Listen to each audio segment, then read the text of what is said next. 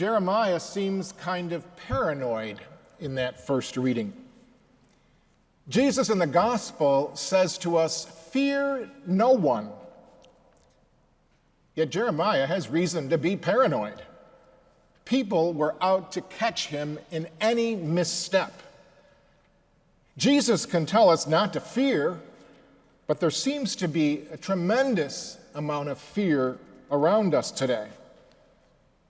And it seems that there are people out there watching for any misstep of other people and using this fear to divide and separate. During these days of this pandemic, we are filled with fear, and we must take many precautions, as we do here at the Cathedral, to avoid getting or transmitting this virus. This is a valid fear. Yet we must admit that fear has been used to encourage us to be afraid of whole groups of people simply because of their race, color, creed, or orientation. And as we struggle to end this systemic racism, we must come to realize that this is an irrational fear.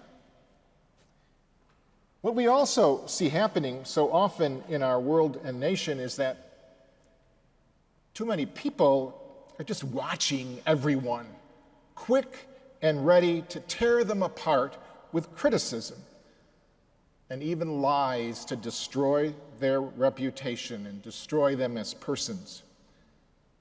People today seem to get away with accusing anyone of horrible things, even without an ounce of truth.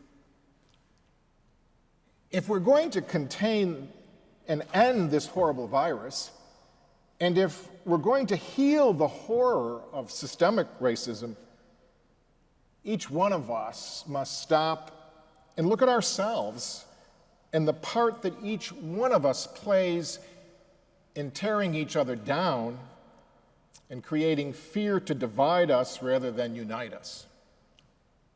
A couple of weeks ago, there was an extremely challenging op-ed in the New York Times entitled, "An Open Letter to My Fellow White Christians." It's very painful to read. And as a Christian, Catholic, and priest, it left me feeling very uncomfortable and somewhat shamed. But you know what? Feeling uncomfortable and shamed can be a good thing, because it forces us to turn the finger back on ourselves and take responsibility for our role in encouraging fear of groups that we just don't understand. It forces us to not believe everything we read, and forces us to go to the sources that we really can trust for truth. And you know, this is so difficult for us as human beings, because we really only want to know and believe what we're comfortable with. We as a church have learned this in such a painful way. For too long, we refuse to look back at our painful history and admit the evil done by some of our priests, be willing to face it and make major changes. That's what we have been doing the last really 30 years. It did not come quickly or easily, but I do believe we've made amazingly good strides. Bishop Lucia made a very, very difficult decision yesterday to file Chapter 11, a decision he made after tremendous consultation with so many of us, and a decision based upon that it's a much better decision for the victims who have been abused. Please check the diocesan website. Most of your questions will be answered.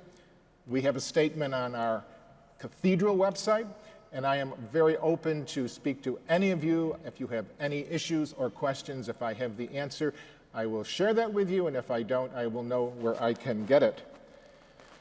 But acknowledging mistakes taking responsibility, accepting reality, moving to action.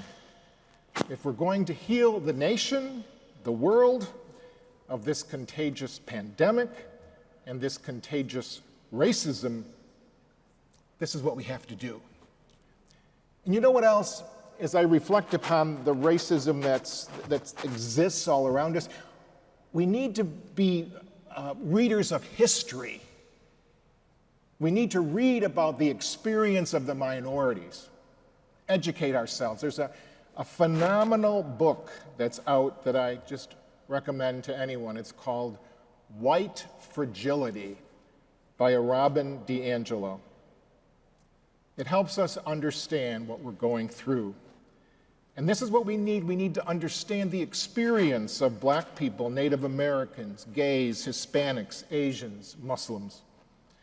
We need to understand and acknowledge their pain, and that this will help us get beyond fear of any group.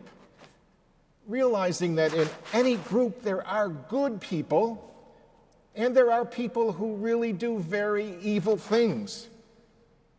But we cannot and must not generalize about any group of people. Minorities, police, priests, politicians. We do live in difficult times. But it is healthy. It's healthy to feel uncomfortable. That spurs us on to educate ourselves.